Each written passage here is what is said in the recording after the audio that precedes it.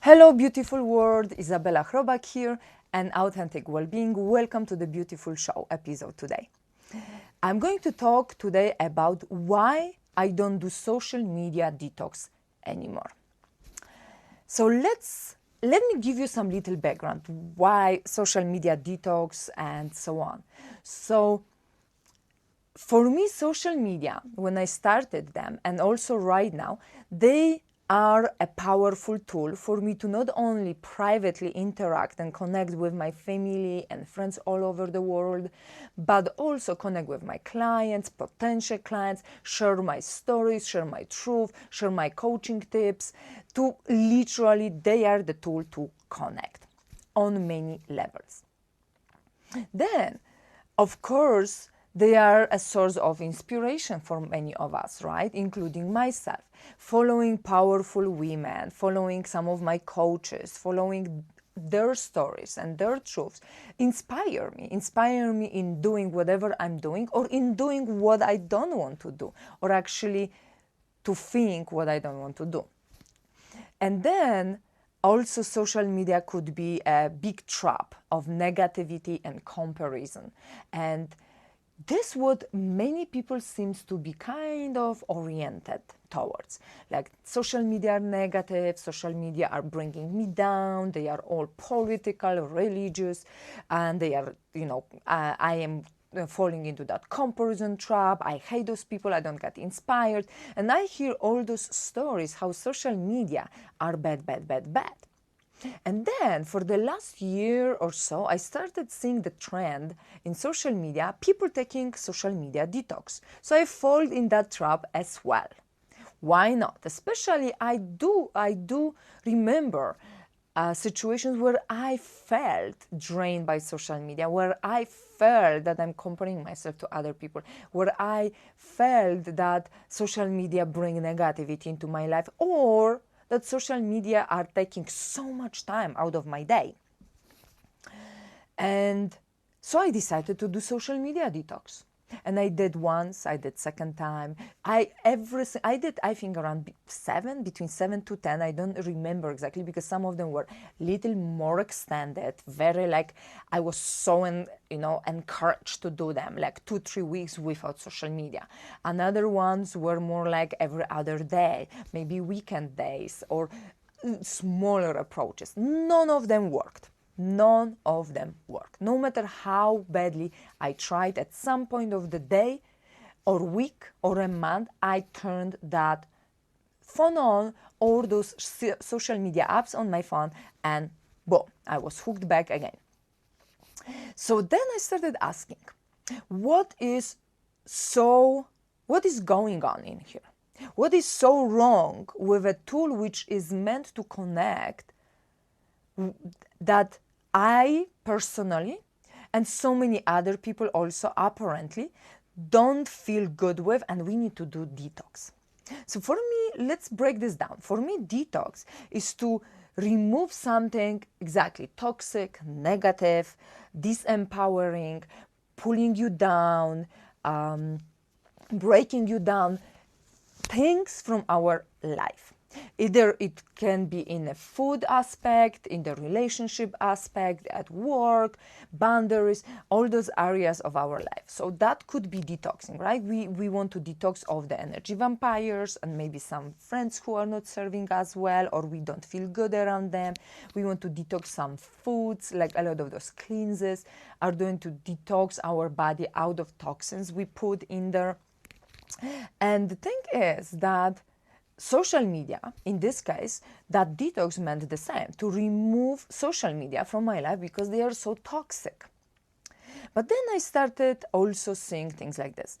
If I keep putting toxins in my body, then I need to keep doing those detoxes more often, right? So why do I actually put those toxins at first place into my body? I mean, I wouldn't need to detox it if I would be taking care of my body from the startup, right? The same friends. I'm like, yes, some of them are from the past, some relationships. Yes, we got hooked into those relationships when maybe we were not that much aware of our boundaries and what we want in our life. Maybe we grew up and they didn't, at least not into that direction where we wanted. Maybe we changed hobbies. Whatever happened, whatever changed in your life that you don't feel aligned anymore with people surrounding you, it just doesn't mean you need to detox your environment, because it's really, you didn't put anything toxic in your life. It's just simple cleaning up or simple strategizing, prioritizing, and taking care of you again from the start up. So then now the social media for me was almost the same. It was like, why do I need to detox of something what at the beginning served as a tool for connection for me? So then I started rewriting in my head the story about the relationship I had and I have with social media. If I allow social media, like any things, including food, are tools, are things in our life which are here to serve us, to help us live better, but they don't define us. They don't define us. I mean, whatever you are eating and putting in your body doesn't define you.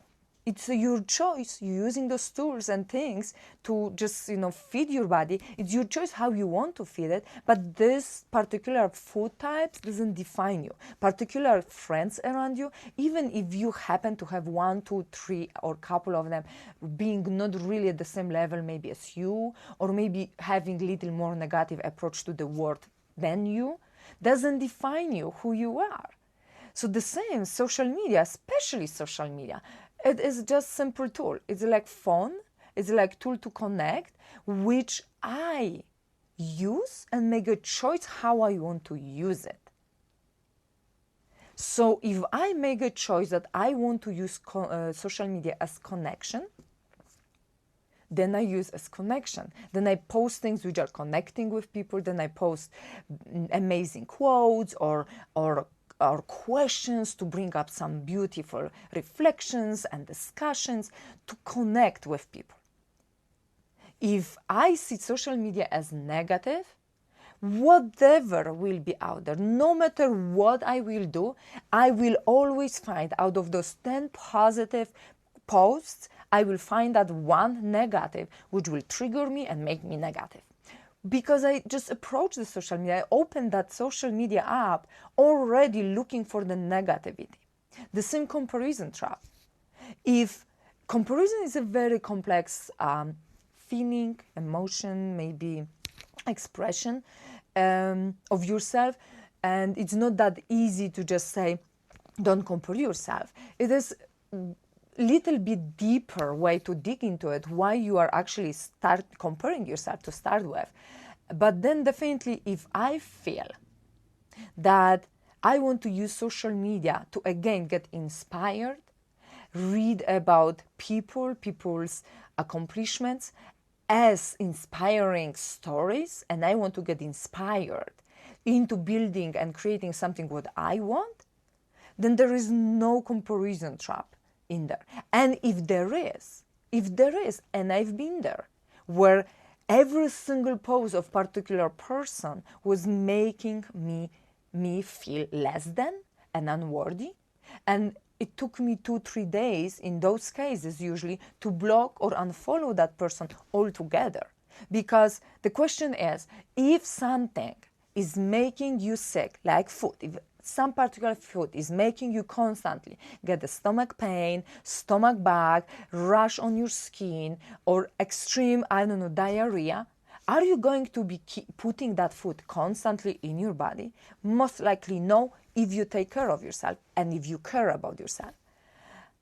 So if social media, particular posts, people, inspirational posts or not inspirational posts, political posts, religious posts, are triggering you, are making you feel less than, are making you feel unworthy, are making you feel like you cannot do it because someone else already did it, are making you feel negative and bringing negativity to the family around you or loved ones, or is taking most of your day out because you're scrolling mindlessly down, down, down, all these, apps, then that's the question you need to ask yourself. What am I using the social media for?